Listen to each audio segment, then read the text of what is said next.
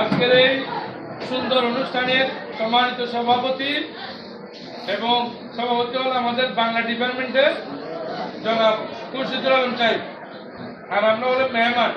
আর আজকে আমাদের এখানে প্রধান অতিথি হিসেবে উপস্থিত আছেন অত্র মাদ্রাসার সম্মানিত প্রিন্সিপাল এবং অত্র মাদ্রাসার শুধু আল্লাহ মেহরবানি হলে বিশেষ করে বক্তব্য কেমন করে দিতে হয়,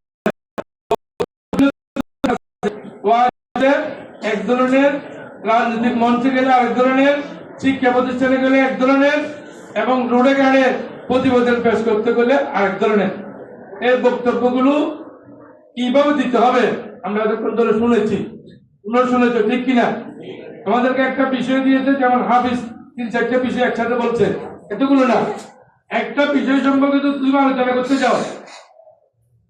মনে করো আমাদের মাদ্রাসার উন্নয়ন, এই বিষয়টা তোমাকে দেওয়া হলো।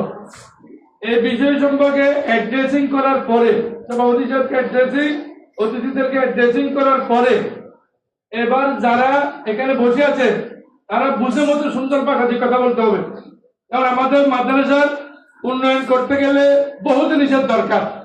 1 নম্বর, আমাদের আরো কিছু একাডেমিক ভবনের প্রয়োজন, ঠিক কিনা? ঠিক। 2 নম্বর, আমাদের আরেকটি হলের, বড় একটি হলের প্রয়োজন, ঠিক কিনা? ঠিক। 3 নম্বর, আমাদের লাইব্রেরির রুমটা আরো অনেক বড় হওয়া প্রয়োজন, যেখানে আমাদের ছেলে মেয়েরা বসে লেখাপড়া করতে পারে, আরো বড় হওয়া প্রয়োজন। 4 নম্বর, আমরা নতুন কামিল পেয়েছি, কামিল হাদিস, এখানে আরো বহু কিতাবের, অন্তত আরো 200 সেট কিতাবের প্রয়োজন, এটা উন্নয়নের মধ্যে আছে। 4 নম্বর, আমাদের ছাত্রছাত্রীরা আরো ভালো করে পড়ালেখা করতে হবে, যাতে যে বিষয় দিই সেই বিষয়ে কথা বলতে পারে, এইটাও একটা মাদ্রাসার উন্নয়ন, ঠিক কিনা? ঠিক। ছেলে মেয়েরা সুন্দর করে কথা বলতে পারে, এটাও একটা মাদ্রাসার উন্নয়ন। তাই আমরা আজকে বাংলা আবৃত্তি সহ, বা বিশেষ করে আবৃত্তি আগামীবার দিয়েছেন, বক্তব্য কিভাবে দিতে হবে। বক্তব্য দিতে গেলে প্রথমে তোমার কোনো ভয় থাকতে পারবে না, কোনো ভীতি থাকতে পারবে না, তুমি এখানে সর্বসর্বা।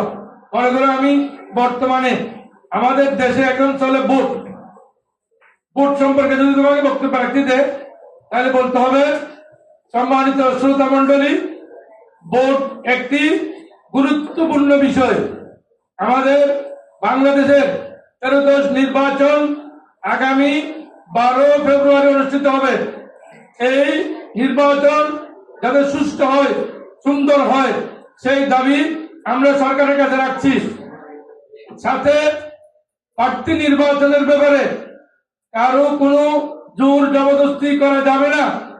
যার যেখানে আমার ভোট আমি দিব, যাকে ইচ্ছা তাকে দিব। ও ভোট একটি পবিত্র আমানত, যদি কোনো জালিমের হাতে আমার ভোট চলে যায়, তাহলে সে আমাদেরকে ক্ষতি করবে, দেশের ক্ষতি করবে। এই জন্য হাদিস শরীফে আল্লাহুম্মা সাল্লি আলাইহি, আল্লাহ এদেরকে আমাদের উপর আপনি বিজয়ী করবেন না, এবং মানুষকে কষ্ট দেয়, এমন মানুষকে আপনি বিজয়ী করবেন না। তাহলে ভোট যদি, ভোট সম্পর্কে যদি কথা বলতে যাই, ভোট কাকে বলে, ভোট কাকে দিব, প্রার্থী নির্বাচন কোন প্রার্থীকে দিতে হবে, ভোট এখন কোন সময় ভোট কেন্দ্রে দিতে হবে, এই ধরনের ভোট সম্পর্কে আগাগোড়া তোমার জ্ঞান থাকতে হবে। ভোট কাকে বলে এখান থেকে শুরু করে ভোট একদম সমাপ্তি গণনা পর্যন্ত, ভোট গণনার টাইমে কি হয়, ভোট গণনার পরে কি হয়, ভোট কতক্ষণ পর্যন্ত ভোট সংগ্রহ থাকতে হবে, এগুলো সম্পর্কে আলোচনা করতে হবে। এটাই হলো বক্তৃতা। তো বক্তব্য ইনশাআল্লাহ আমাদের ছেলে মেয়েরা আল্লাহর মেহরবানি হলে আগামী সপ্তাহ থেকে দিতে পারবে, আশা করি, ঠিক কিনা? ঠিক কিনা?